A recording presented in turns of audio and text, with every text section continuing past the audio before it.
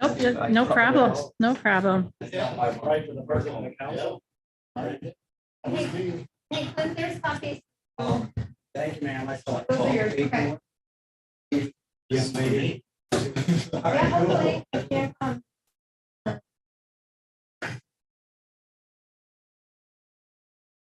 That's what a serious delay.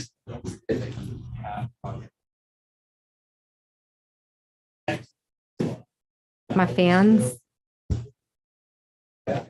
Oh, come on. I got one at least. There's got to be one. You can't even see I'm talking. I'm like a ninja.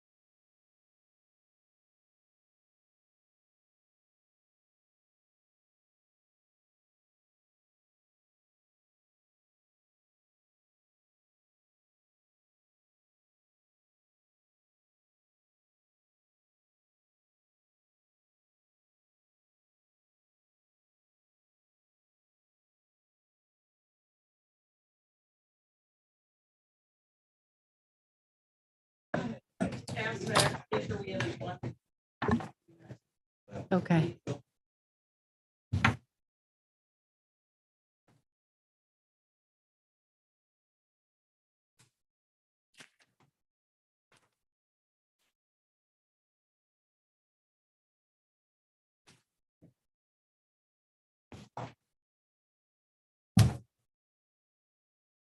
I can see a little screen up Right, there. right.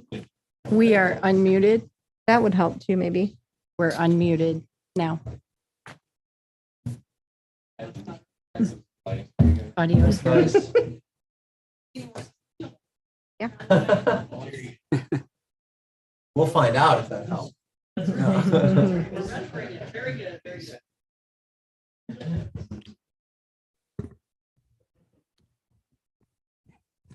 Right, we will go ahead and get started. The meeting of City Council's Sustainability Committee with the purpose of receiving an update on the greenhouse gas inventory and a mid-year report on waste diversion. Right. Good evening. We'll go ahead and get started with the greenhouse gas emissions inventory and the city's movement towards a climate action plan. I first wanted to remind you of sort of the timeframe and the roadmap, so to speak, that was laid out, gosh, almost a year or more ago, or maybe longer at this point. We initially formed a sustainability advisory committee who completed their work and submitted about a 40-page report to the mayor, council, and administration back in March of 2021. That work was incredibly important. That's the very first step of any sustainability or climate action planning. You first want to know what is it that you're already doing before you start to try to make any changes, additions, or subtractions in those programs. So that group focused on these 6 areas of focus that you see up here. And I believe you should all have a copy of that report. If not, please let me know, and I'd be happy to get a copy to you. That's small.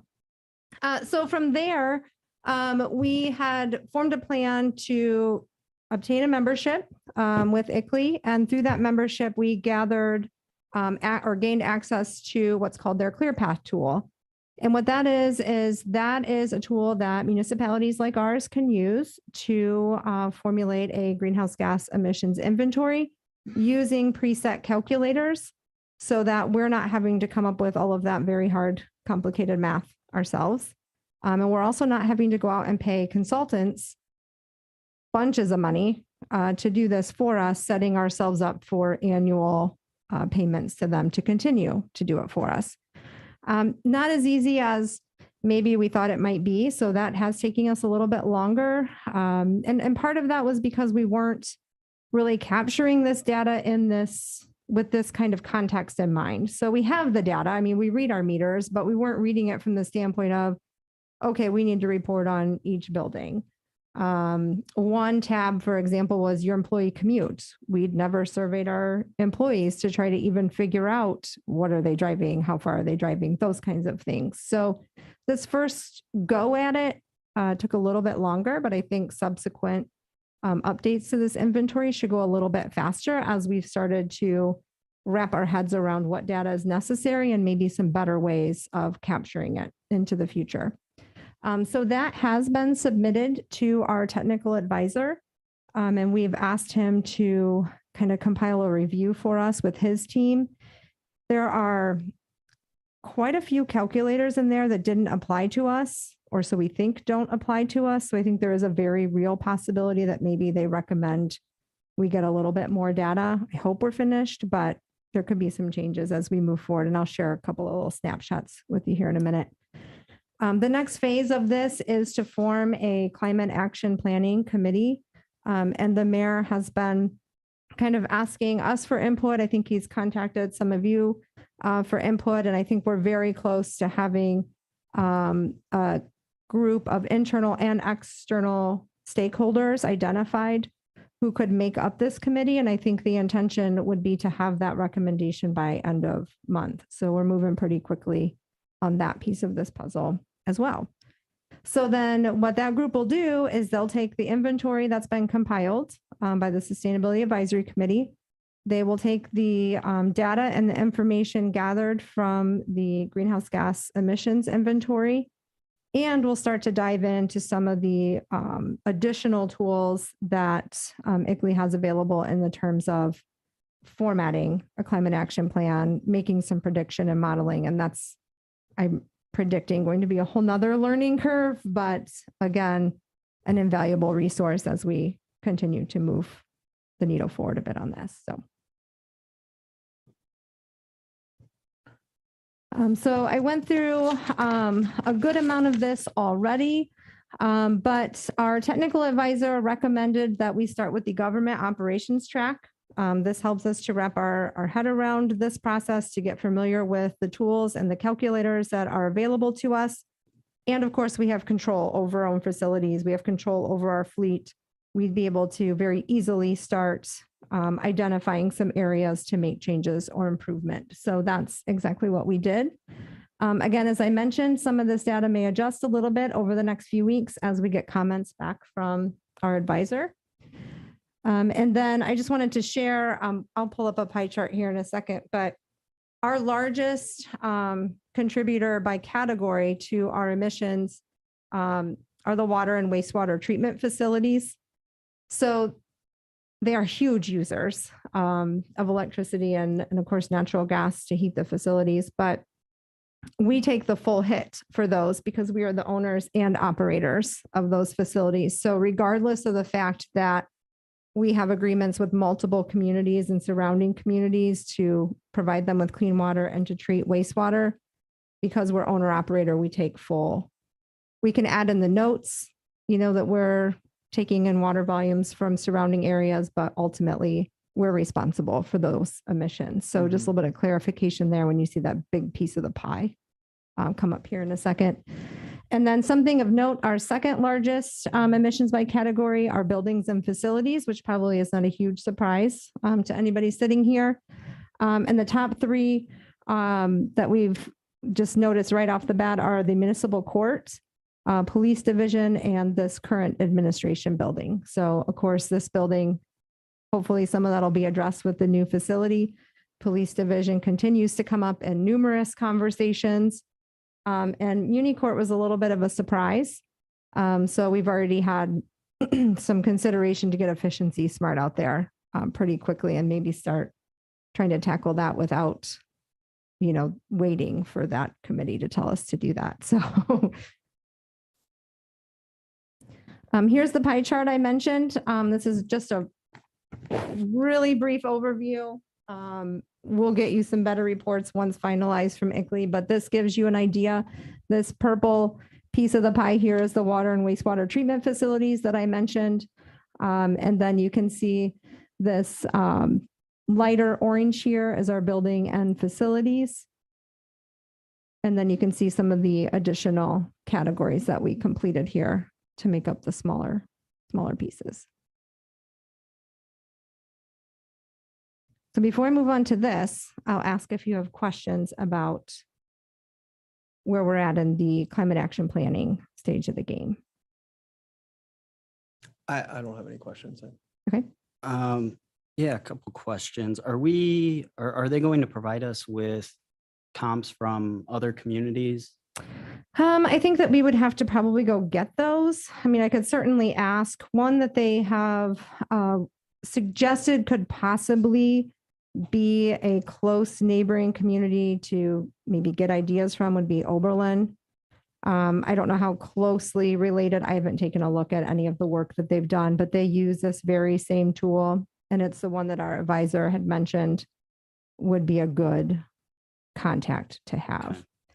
I'm not sure truly how many communities of our size are tackling this kind of work. It tends to be the big cities that are tackling it first, and we would most definitely not be equitable to them by far. Right. Bigger budgets, So bigger staffing pool. did you say, I think it's on here, but the font, it's about 2,500 communities are members of this program? I don't know that number, so that wouldn't be included on your slide. Okay. Yeah, we could certainly find out though. Yeah, we have asked that question though in one of our update meetings. Do you have some comparable communities? Who could we reach out to for advice? And Oberlin was really the closest one that continued to come up when they thought through it. So. Okay. I guess still on the the climate action plan piece, we were given a report shortly after the advisory committee came out with their report that listed several what I think were maybe shorter term goals that we hoped, we being the administration council, hoped to tackle before any of the climate action planning got underway. Litter study and moving recycling, maybe in some form of pilot program downtown, were a couple ideas that I thought were really good that were tossed out there. Is that still, those conversations still taking place, or are we hoping or are we waiting until after the committee forms and see what they come up with? I don't think we have to wait for that committee to form. I think it's a matter of existing staff here not having the time to try to tackle. Sure. We're trying to get our own house in order before trying to tackle some additional projects, if I'm being quite frank with Sure. you. That makes sense. But certainly open to providing that kind of technical expertise and helping Tony Vetter and some of the other folks downtown start to push that forward. I don't think we necessarily need to wait for this project to move forward. My concern is that we may not have the time Sure. to devote to it. That's on- Yeah, it's on a whiteboard, I promise. It's on the list. Right, that's all I've got. Okay, so let's move on to the waste diversion rate. So our 2021 waste diversion rate for the city is 39.2%. So reference national average sits at 32%. Great. So in that regard, we are doing pretty good. The way that you get that calculation is you basically add all of your recycling initiatives that you are doing. So that is our curbside recycling tonnage, the recycling drop-off tonnage that we help to subsidize out at the Bowling Green Recycling Center, the organics recycling tonnage, and that includes the food waste drop-off, the brush collection, and the leaf collections and the yard waste drop-off. So all of that number is included in there. And then you divide it by all of that plus your refuse. And that's how you come up with that number. So when you think of it like that, 32% as a nation is really not super fantastic. So as I think you all are aware, we do provide curbside collection to just over 5,700 homes here in the city. Those are 1 to 2 family dwellings. So we're not collecting from those triplexes and above. We provide the yard waste recycling drop-off, food waste recycling drop-off. Brush is collected curbside 4 times per year. We have the annual leaf collection in the fall, and we do host a large item collection that is handled by appointment with our public works. You schedule that. So with our curbside recycling, again, back in 2020, we did a big overhaul of the program. We switched providers, and a quick just refresher on the history. The Bowling Green Recycling Center really were seeing increased costs and decrease market value for what was being brought in. They were really starting to struggle with staffing and just keeping that sort line operational and profitable. They are a nonprofit, but of course you still have to keep the lights on. So we went out to bid. They ultimately issued a no bid, and Republic was the only company who bid on our recyclables. We still collect, our guys still do the hauling, and we take up to their transfer station that is situated up at the Coleman property up there in Toledo, just by the river. So we make probably 3 to 4 trips per week up there with our trucks. And then from there, Republic takes that material to Oberlin to one of Republic's material recovery facilities where it's sorted back out into the various commodities. So we continue to do that. It continues to work well. We continue to operate with that expanded list of materials that broadened the number of plastics that we were allowed to take, allowed us to take wax covered cartons, and of course, allowed us to take glass again, curbside. So here are your charts for the past 5 years. 2020 for both refuse and for recycling were some of our highest weights in recent years. And as we've talked about in past updates, this is directly a result of our work from home, our school from home that we saw during that time frame. So everything that we kind of divvy out at schools and at workplaces was all of a sudden shifted into that home front. And instead of being collected maybe in dumpsters or at school recycling programs or workplace recycling programs, they were being collected from your living room offices. And we also saw, and I think continue to see, an incredible increase in the amount of goods that we are having shipped from online retailers directly to our door, creating an additional amount of cardboard and packaging that we had not seen historically. So as we got into 2021 and we started to return to a little bit of normalcy and get back into buildings again, works open, schools opened, we started to see those numbers shift back into those workplaces and out of the curbside program.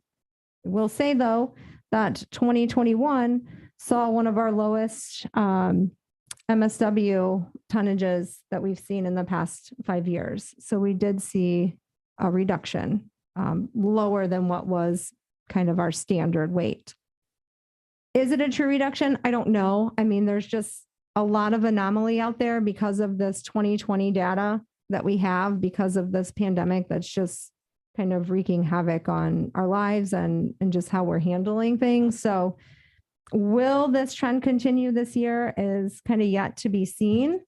But some takeaways from this first half of the year for MSW. Again, 2020 tonnage was the highest in the past 5 years.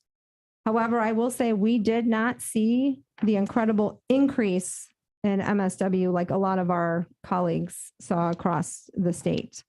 So that was really unique, I think, to our area that we kept it somewhat at a reasonable level. Our tonnage has dropped again to the lowest level in recent years in 2021.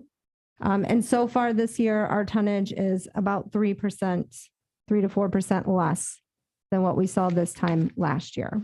So if this continues, we should see a little bit of a lower number again when I give you that final report at the end of 2022. We are currently paying $40, give or take $1 or $2 with fuel surcharges at the Wood County landfill per ton for the MSW we take there. Recycling takeaways, again, 2020, highest we've seen in the past 5 years. I'd like to say it's because Joe and I did an amazing job and brought this really cool, sweet, awesome recycling program, but I know that's not all true. It just happened to be a coincidence that we launched that new program right as literally the pandemic was ramping up and shoving everybody home. So you can kind of see that here with 2021, where the number kind of decreased back into a more reasonable number there. So far this year, just like our MSW, our recycling is also trending about 3% less. So not sure what's going on here. If we're buying less, if we're wasting less, if we're recycling less, they tend to go hand in hand. So we'll see what the next 6 months continue to show in terms of where we end up at the end of the year. Good news with this is we are currently paying about $100 per ton for the recycling tonnage that we are sending to Republic. And that's about $30 per ton less than this time last year. And I'd say about 50 to 60 less than when we first started this program. So recycling markets are doing much, much better than what we were seeing a couple of years ago. Still pretty high. I mean, when you look at $100 per ton for recycling processing versus $40 per ton for MSW disposal, it's very tough to make an economic argument for recycling and really any community. And we could get into a whole lecture about why our landfills are so cheap here, but I will spare you. We'll stay off that soapbox tonight. I have a quick question. So the recyclable market that has made that $30 increase, is it just nationally it's more profitable to like collect recycling? Mm-hmm. So we saw the fiber market take a huge jump in value Again, we need more cardboard boxes because you and I are buying all the things and Sure. shipping them to our house. Some people joke that we needed it for toilet paper, which may be. I mean, toilet paper is a big end use for recycled fiber. So, I mean, all joking aside, it really could play a factor in that. But as demand for certain products increase, so does their value. And that's what we started seeing. Has there been any discussion in possibly restarting up the nonprofit if this trend continues? Because I mean, it seems like, was it cheaper to utilize the nonprofit as opposed to pay? No, it was not. No. In fact, I believe they've pieced out and sold the majority of that equipment they were using to sort out at that facility. It's tough for those small guys to make it in this big recycling world. And the way our contract was set up with them is they charged us a flat rate. So regardless of what we sent there, we had to pay them. Right. And we've done some math, and based on some charges, some increase in charges that they were wanting to implement, this way is saving us, I think it was like over $100,000 a year or something. Yeah. So yeah, we've run some numbers on that, and I don't think they're interested, number one. And number two, I think it would cost us a lot more. So good question though. Well, I'm glad you're exploring those options. I mean, what we do need in Northwest Ohio though is a material recovery facility. Part of that $100 per ton that you see is because they have to charge us to ship to Oberlin. Northwest Ohio is a MRF desert, so to speak. So we suffer Perrysburg, Toledo, because of it.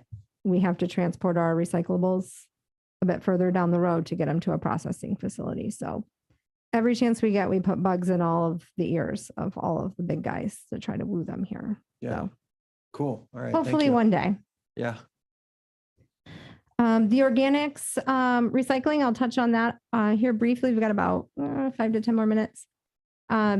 This, of course, began as a 6-month pilot. As we've shared earlier, very successful, received very well by the community, continue to get stopped out in public and have, people come up and thank the city for having this program and share stories about why they use it and those kinds of things. We predict that we're going to divert 25 to 30 tons per year through this program. Currently, we're at about 12.5 tons for the first half of this year. So we're right on pace with that. That was the case for the first 6 months of the program also. So the demand has been steady. Pretty consistent. Yeah. I would say it drops off a little bit in the summer. Some folks get a little squeamish. It smells when it's 100 degrees outside. And, flies, you open the lids and flies. So it can be a little unbecoming to some folks. So they stop. I've had people tell me, I don't do it in the summer. I don't. Okay. That's it's fine. It's not mandatory. But then in the winter, they return to using it. Or someone drops off and someone, joins on. So yeah, pretty consistent. So Good. Brush collection, we've had 2 of those per year. And I won't get into some of, all of the nitty gritty. That's all contained in that memo that was emailed to you prior to this. But we do require that residents call in and get on the schedule and be included on the route for those. Historically, our crews would load up those big, giant pieces of equipment and drive up and down every single road in town looking to see if you put out brush or not. By having residents register in advance, our public works superintendent can form a route, and he can more efficiently then route those trucks, which saves time, gas, fuel, wear and tear on the roads. It just makes everything a lot more efficient, and they're able to complete the entire city in a matter of days versus a week to 2 weeks. So if you ever get those questions from residents, why do I have to call in and do that? It's because it's more efficient, more sustainable, and allows us to do a route versus traverse the entire city just hoping there's sticks out there. So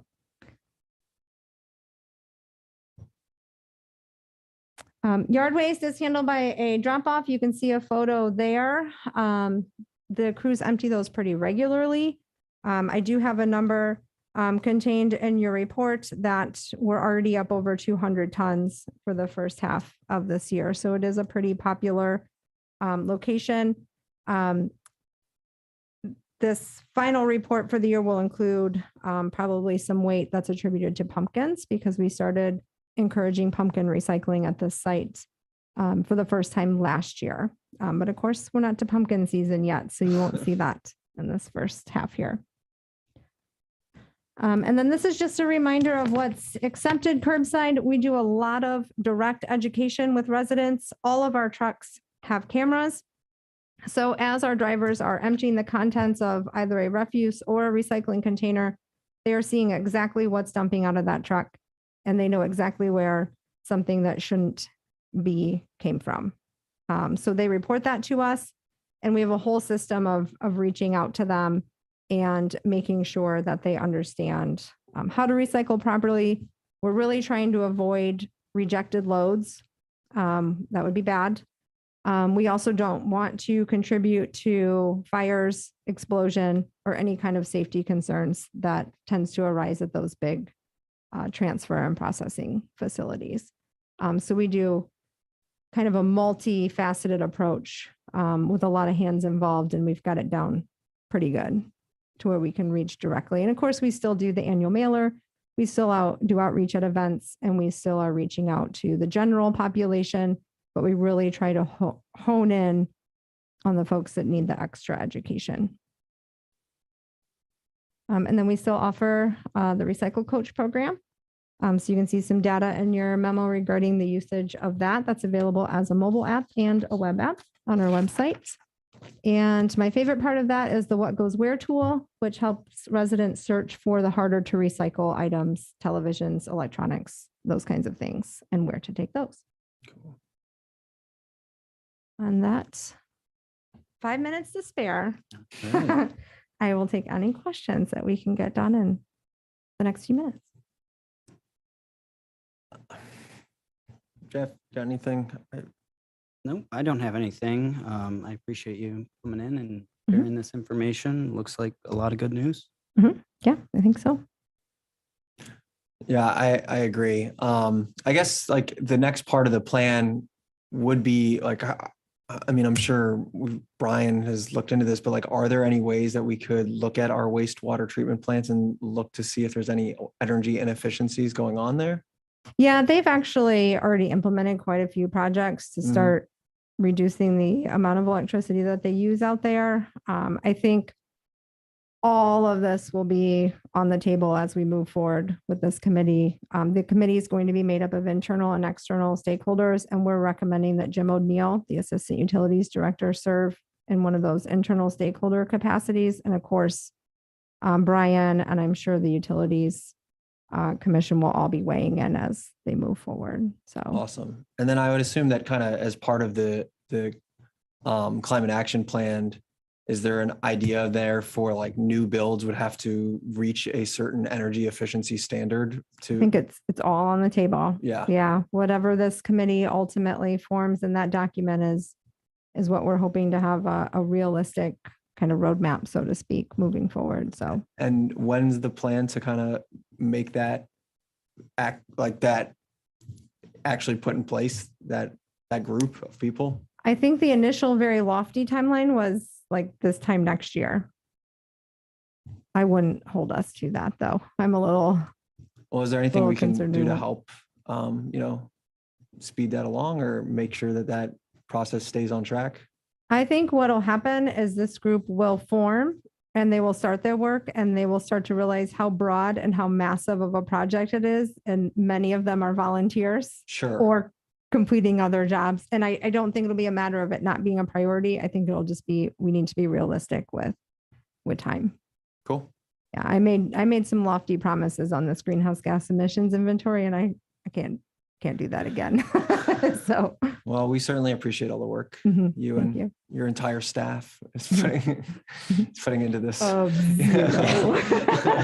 You and your whole Of- staff. Of Joe when I boss him around and I know. everything. That was a joke. I'm sorry. It's cool. I have a mouse in my pocket. So as my husband always says. Yeah.